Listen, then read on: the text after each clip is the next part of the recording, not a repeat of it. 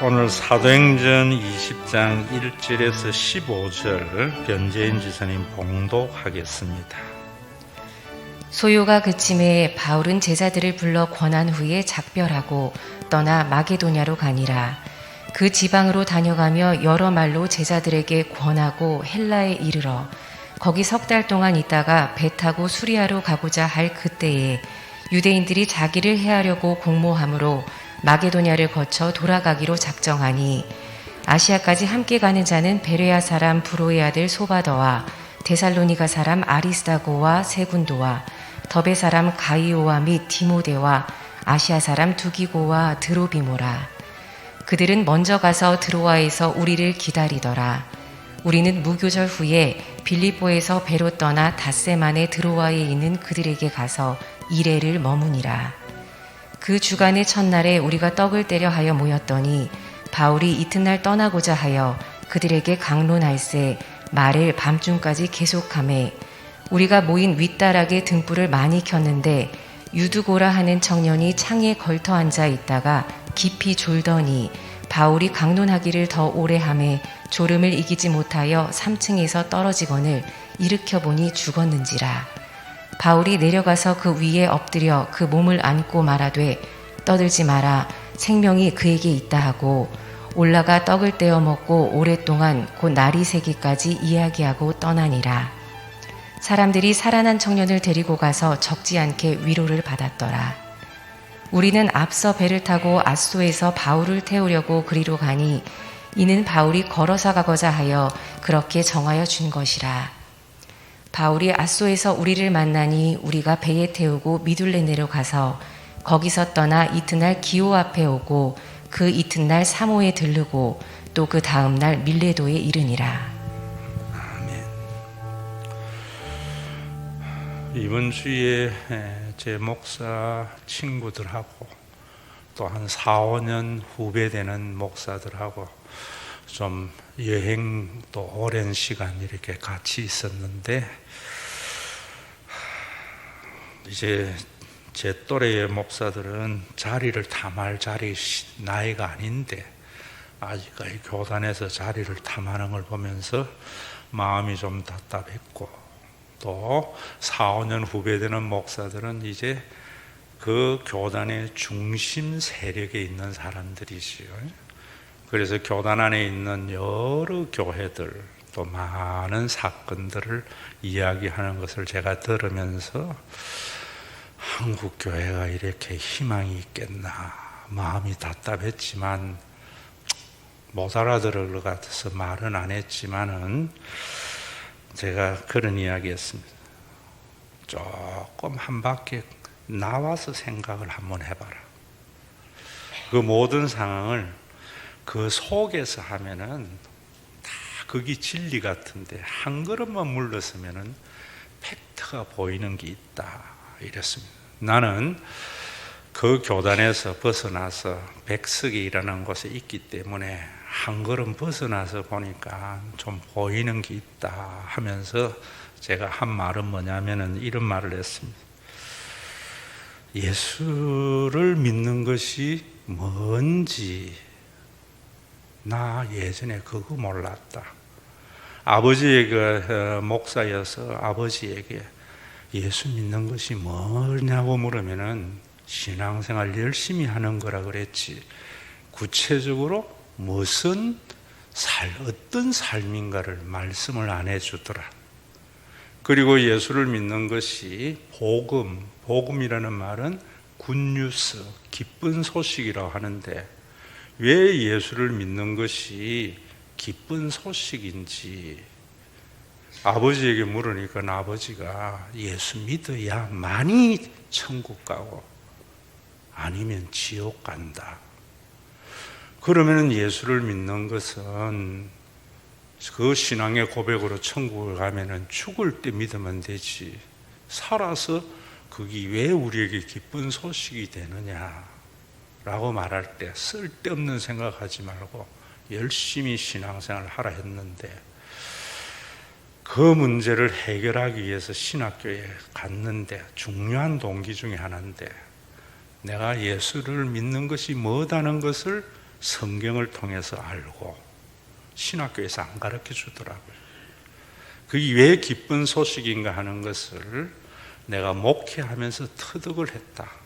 그래서 나는 목사가 되었고 오늘날까지 목회하며 살아왔는데 후회가 없다. 이런 이야기 명제 아닌 명제만 던져주고 제가 왔는데 오늘 본문이 바로 그런 관점에서 여러분들에게 보여야 됩니다. 오가면서 제가 유튜브를 통해서 이런 이야기도 듣고 목사님을 통해서 이야기를 듣는데 유튜브에서는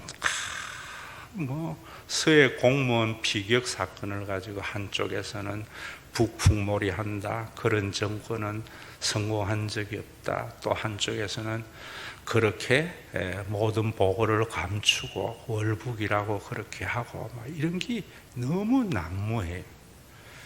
그런 것에서 예수를 믿는 것이 하나의 정확한 해답이 될 때 예수 믿는 것이 기쁨이거든요. 그런 것에서 교회가 이쪽 편 저쪽 편 되는 것은 이념에 사로잡혀 있는 것이요. 이념에 따라서 어디냐.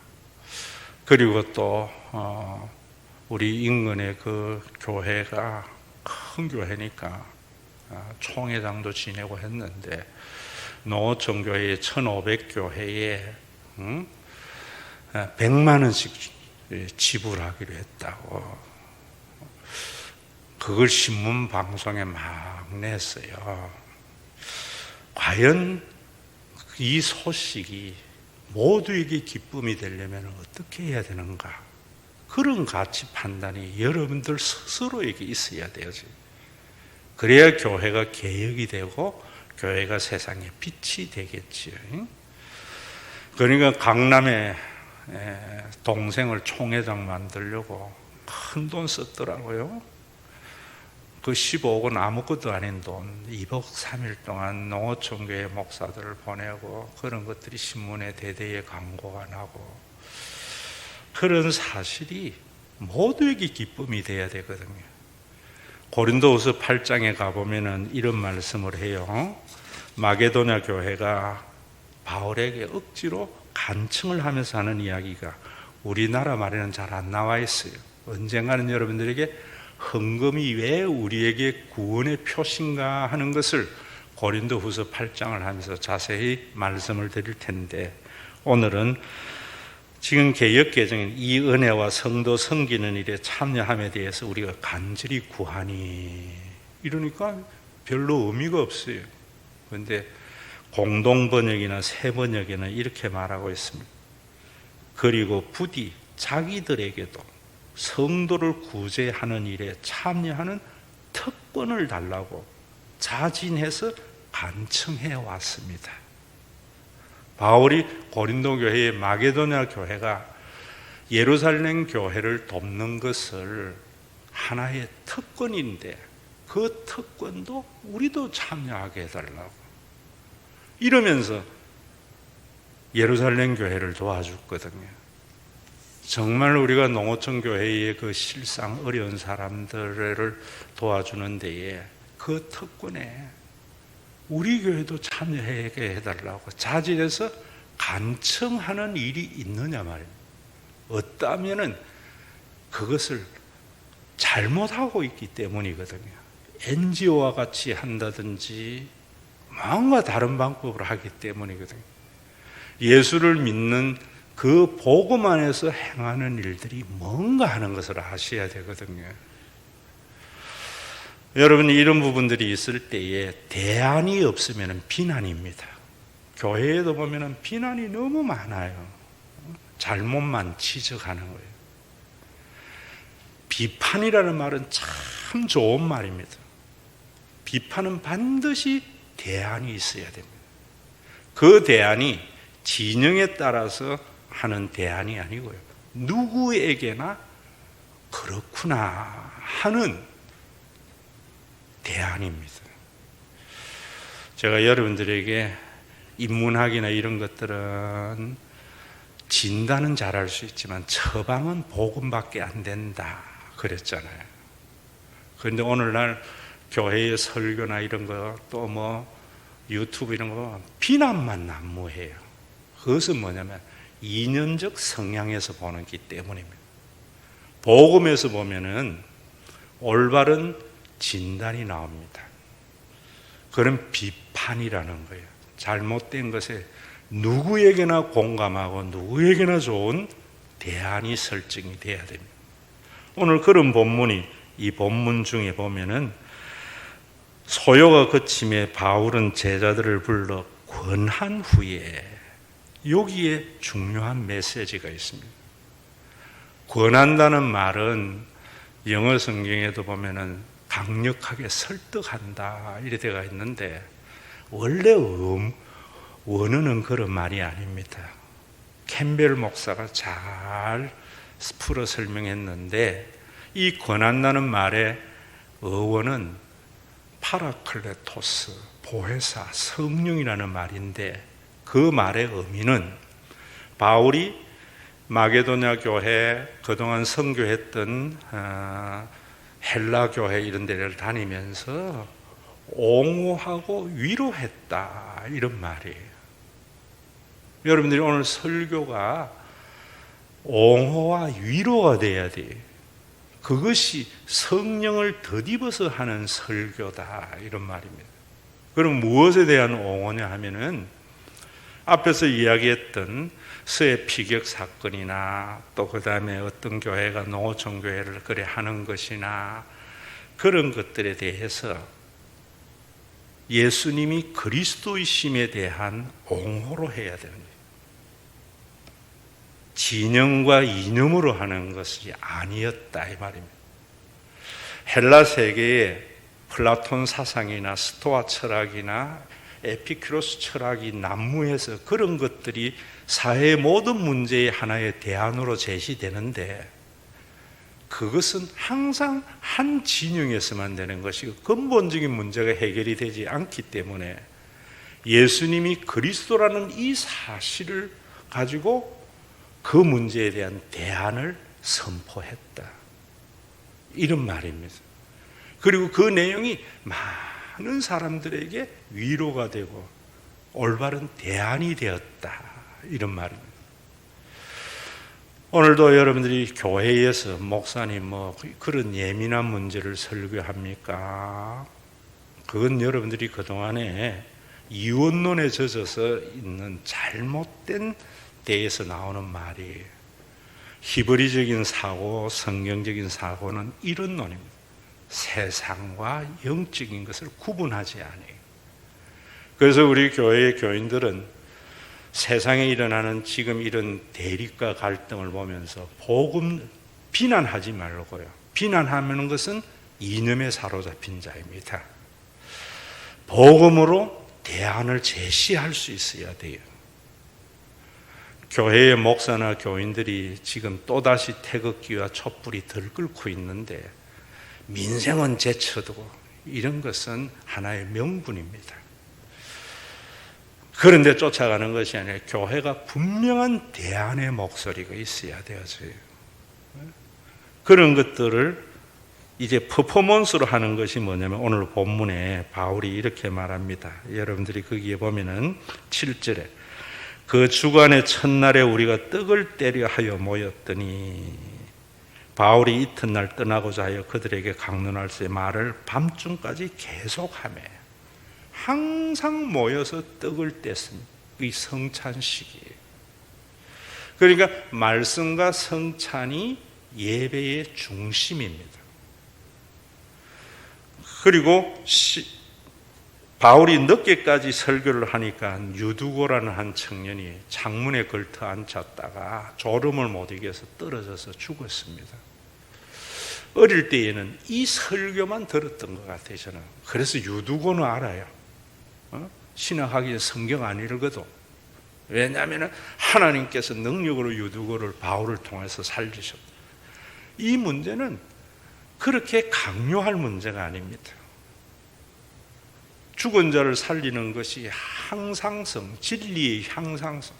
진리는 언제나 그대로 일어나야 됩니다. 교회에 오면 죽은 자가 살아나는 일이 있으면 그건 진리입니다. 근데 어떤 자는 살아나고 어떤 자는 살아나지 못하면 그건 비진리입니다. 말씀은 항상 진리여야 됩니다. 그런데 그때는 그런 주관적인 잘못된 성령운동의 관점에서, 종교적인 관점에서 성경을 본 거지요. 그런데 오늘 성경에 보면은 얼마나 큰일이 일어났습니까? 그럼 우리 한국교회에서는 설교 제쳐두고 우리 통성기도 합시다. 바울이 거기에 땀이 핏방울이 되도록 안수기도 하고 막 살리려고 하는 그런 모습을 보였을 거예요. 오늘 성경 본문을 한번 다시 보세요. 큰일로 생각하지 않아요. 10절에 보면 바울이 내려가서 그 위에 엎드려 그 몸을 안고 말하되 떠들지 말라. 야단법석 틀지 마라. 얼마나 냉정하게 보입니까? 사람이 죽었는데 생명이 그에게 있다 하고 올라가 떡을 떼어 먹고 오랫동안 곧 날이 새기까지 이야기하고 떠나니라. 사람 죽었는데 죽은 게 아니고 생명이 있다 놔두고 그냥 올라가 가지고 다시 떡을 떼고 그냥 밤새도록 이야기했는데 가서 보니까 살아난 거예요. 그래서 위로를 받았다. 무엇이 중요하냐면은 말씀을 전하는 것과 성찬이 죽은 자를 살리는 사역보다 더 중요하다 하는 것을 사도행전에 보여주고 있는 거예요. 잘못된 성령 운동하는 사람들에게 교회의 본질이 뭐다 하는 것을 보여주고 있는 거예요. 그럼 떡을 떼는 것이 뭔가? 예수님이 예수를 믿는 것은 예수님을 그리스도로 믿는 겁니다. 시 믿는 잔치 때 제가 다 했지요. 예수를 그리스도로 믿는 것은 우리 모두가 성령 안에서 영을 나눈 가족인 것을 받아들이는 것이다 라고 했어요. 그 말씀을 퍼포먼스로 떡을 떼면서 나누는 거예요. 그래서 말씀 선포이고 성찬식은 그 선포된 말씀을 퍼포먼스로 재현하는 거예요. 그러면 그걸 통해서 뭘 알려주는가 하면은 옆에 있는 사람이 남이 아니고 나와 한 몸이다. 그걸 확인하는 거예요. 예배에서. 설교는 예수를 믿는 사람은 바로 그런 사람이에요. 옆에 있는 사람이 남이 아니고 곧 나라는 사실을 인식하며 사는 삶. 그게 예수 믿는 거예요. 그 사실이 세상의 모든 것에 대한 대안이 되는 거예요. 유일한 대안입니다. 우리가 제가 그런 이야기도 하잖아요. 여러분들이 이제 모이면은 뭐 해야 되는가 하면 이런 말씀을 함께 나누고 또 기도도 제가 하는 이런 기도를 해야 돼요. 수능 학생들을 내 자녀가 좋은 성적 나오기를 간절히 구해야 되지요.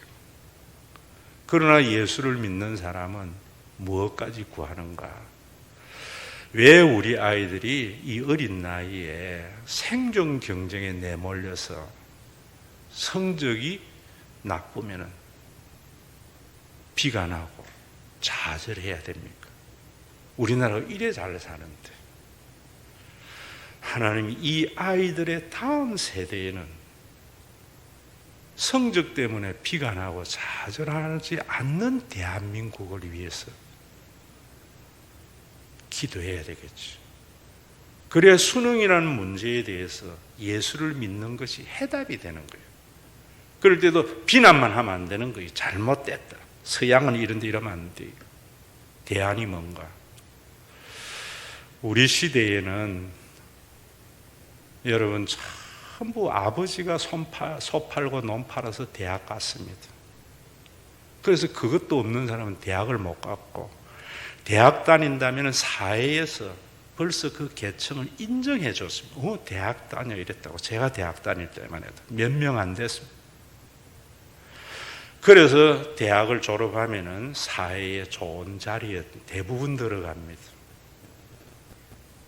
들어가서 내가 오늘 이렇게 국회의원이 되고 장관이 되고 판사가 되고 검사가 된 게 누구 때문입니까?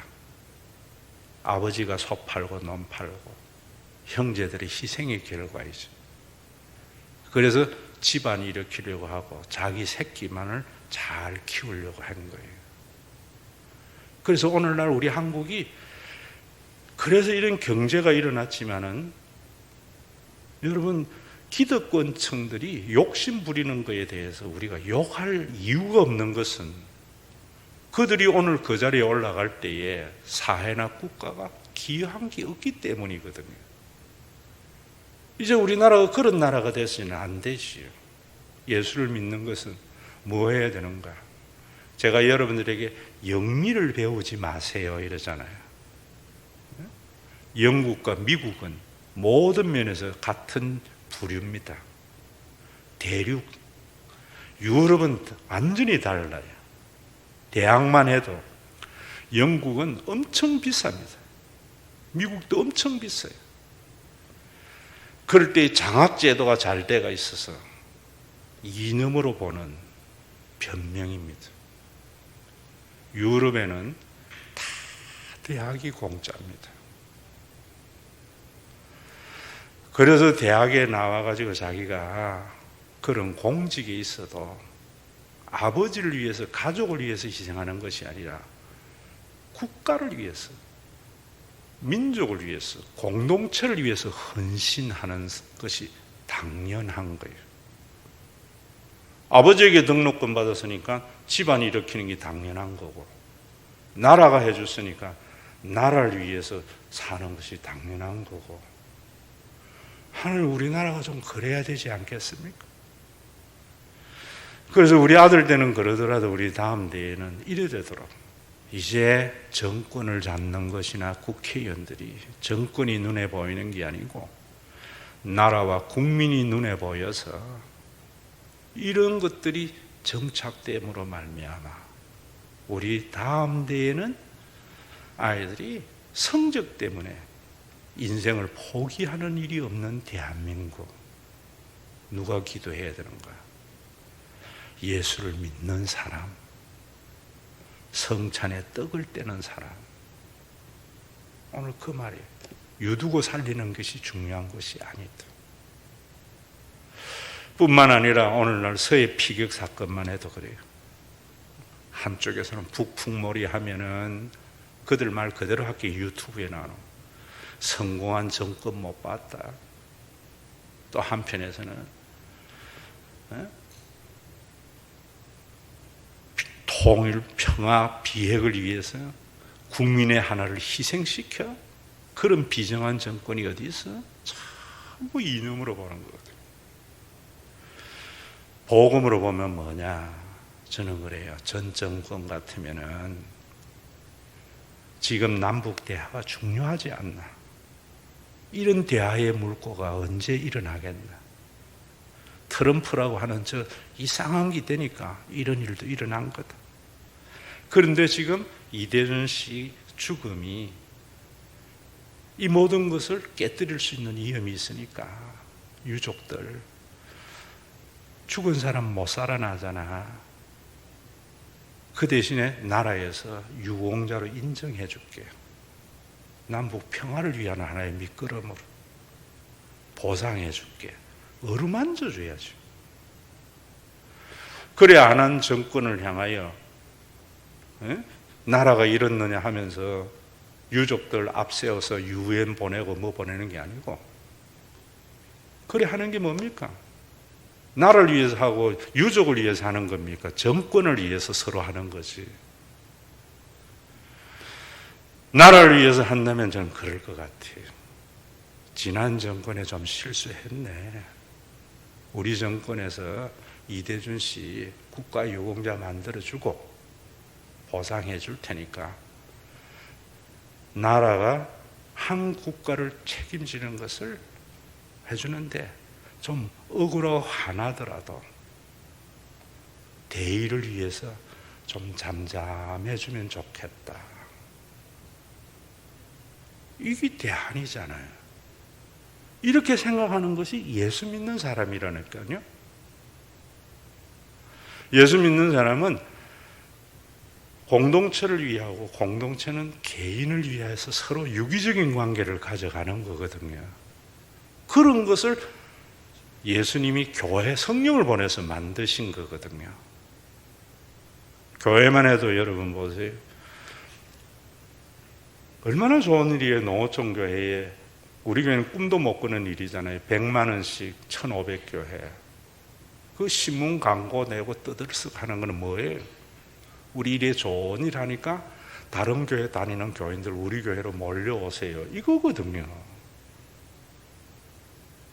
그건 농어촌 교인을 위한 것이 아니에요. 전체의 교회를 위한 것이 아니에요. 그 교단에나 어디에나 명단 다 있거든요. 전국 교회 주소. 농어촌 교회 공문 보내가지고 참 감사하다. 이번에 우리 교회에서 이렇게 교인들이 애써한 헌금을 가지고 이런 일을 하려는데 다 못 줘서 미안하니까 신청해라. 사정도 좀 이야기를 하면 우리가 선별해서 좀 더 줄 때 더 주고 그렇게 하겠다고. 그러면서 노회나 총회에 가서 목사님들에게 우리 교회에 좀 이런 일을 조용히 하는데 여러분들이 동참하면 더 좋겠다. 아니면은 그걸 총회나 노회에 내놔놓고 노회 이름으로 총회 이름으로 한다면은 얼마나 아름다운 일이에요. 우리 교회에 좋은 일이고 한국 교회에 좋은 일이고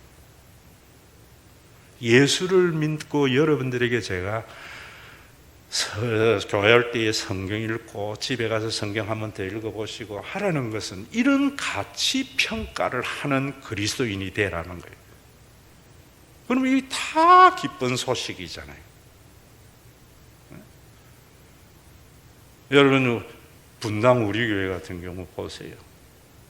교회 이제 흩어지라는데 안 흩어지니까 23교회 쪽에서 우리 부교육자들 다 파송해서 교회 세운다고 신문에 막 광고 내가지고 떠들썩하고 뉴스 만들어서 동백에도 분당 우리 교회에 프랜차이즈가 하나 생겼는데 그게 프랜차이즈지 뭐 그것이 예수 믿는 성령의 공동체입니까?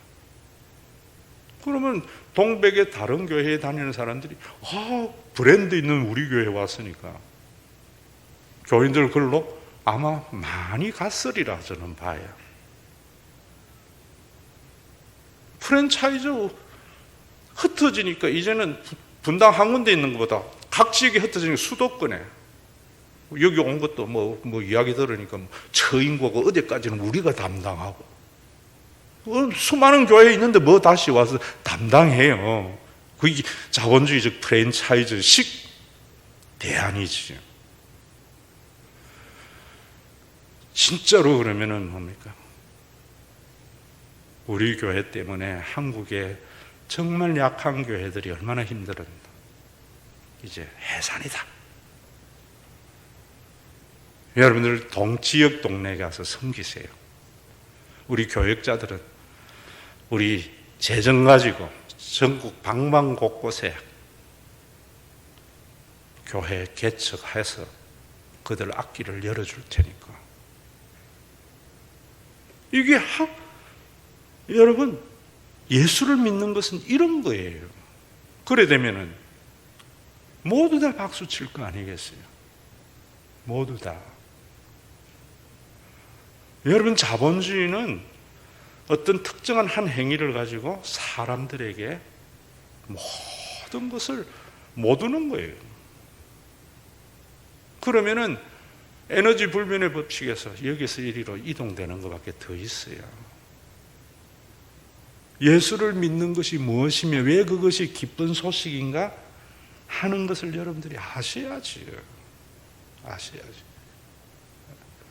노정교회 돕는 게 얼마나 좋은 일입니까? 그걸 신문에 내고 광고할 일이에요. 벌써 신문에 내고 광고하는 것은 노정교회를 위한 것이 아니에요. 미끼죠, 미끼. 이대준의 사건을 가지고 이야기하는 것은 정권을 잡으려고 하는 미끼지. 그게 어떻게 유가족을 위한 일이 됩니까? 전부 이념적 측면에서 나오는 행위들이잖아요. 왜 모르는가? 권하는 것과 떡대는 것이 뭔지를 모르기 때문에. 이 본문을 보면서 유두고 살아난 것만 이야기하기 때문에 진짜로 하나님의 나라가 어떻게 확산되어져 가는가? 오직 성령이 임하시면 예루살렘과 온 유대와 사마리아 딴 것까지 이르러 내 증인이 되는 것이 어떻게 이루어져 가는가? 왜 모르는가? 예수 믿는 게 뭔지 몰라요. 그래서 자본주의적 사관으로 보는 거예요. 여러분들, 우리 교회에 저는 교인도 이 코로나를 맞이하면서 많은 생각합니다. 그동안에는 우리가 시간과 공간의 절대성에 예전을 했는데 하나님은 이제는 공간을 넘어서는 교회를, 초월하는 교회를 요구하는 것 같아요. 그래서 이런 것을 어떻게 제도하는가 하는 게 요즘 제가 기도하고 제가 가지고 있는 하나의 명제입니다. 이런 고민이 저에게만 있는 것이 아니고 장로님들과 권사님들과 교인들이 다 있어서 지금 우리 사회가 왜 전부 이념으로요. 정강훈이라고 미친놈이 지금 날뛰는 것도 복음 때문에 날뛰는 게 아니에요. 교회가 중심 어떻게 잡는가? 그들이 말하는 명제, 유가족을 위하여. 그럼 유가족을 위하여 쉽잖아요. 유가족의 마음에 가서 죽은 사람 어떡하겠나? 국가유공자 만들어서 유족들에게 위로되어지고, 유족들은 억울하고 답답하고 힘들지만은 북한 미워하지 말고 대의를 위해서 우리가 함께 갈 수 있도록 하자. 지난 정권 이래서 그래가지고 뭐 여러 번 이래버리니까 그러면 박왕자 사건의 재탕밖에 더 되겠어요. 금강산 열렸을 때 얼마나 좋아했어요. 나도 조금 여유 있으면 가려고 하다가 박왕자 때문에 다치는 바람에 못 가봤는데 역사의 시계가 거꾸로 갔잖아요. 어떤 관점에서 박왕자 사건을 본 거예요. 이념으로. 예수를 믿는 복음의 관점에 봤으면 박왕자 유족들에게 억울하지. 저기 북한 놈의 극악무도한 정권이다. 그런데 어쩌겠노? 나라와 민족을 위해서 박왕자는 우리가 국가에서 충분히 보상을 해줄 테니까 대의를 위해서 희생하자. 위안부의 사건이나 모든 것이 다 이념의 접근, 그 이면에는 정권을 잡으려고 하는 거예요. 위안부 할머니를 위한 것도 아니고 이것도 아니에요. 예전에 우리 제2의 세대의 독립운동의 세대에는요, 내 자식은 이래 안 했어요. 우리 후손들은 잘 살도록.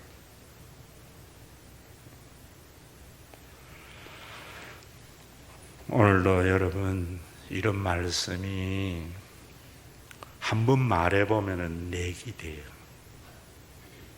여러분들이 다른 사람 말도 해보고 또 설교를 성경을 집에 가서 한 번 더 읽어보면서 이 말씀을 새롭게 하고요. 다음 주일 성경 읽으면서 이 말씀이 왜 성경인가, 하나님의 말씀인가 생각도 하고, 그런 우리 신과 회복 있는 교인들이 이 자리에 공간적 개념이 아니라 더 넓은 개념의 교인들이 많아져서 교회가 좀 힘있고 그 힘이 교인들 하나에게 진짜로 힘이 될 수 있는 그런 교회, 내가 은퇴하고라도 만들어져야 되지 않겠어요?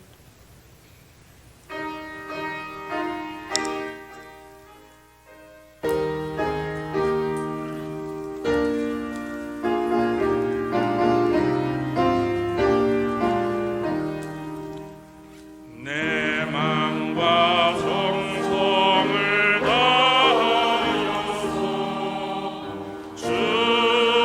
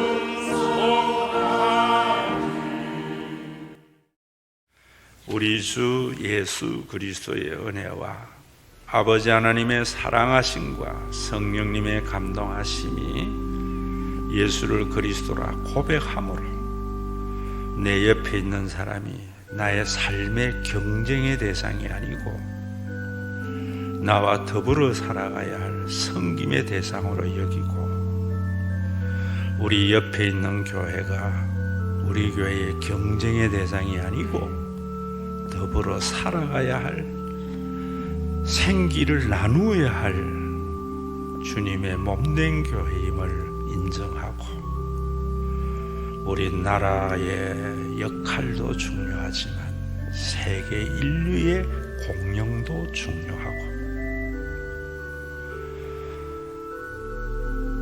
내 개인의 문제만이 아니고 공동체의 문제도 중요하게 여기고, 공동체는 한 개인의 천하보다도 소중함을 인정하는 그런 신앙, 그런 믿음, 2000년 전에 예수가 만드신 그 그리스도의 사건을 받아들이는 믿음의 권속들과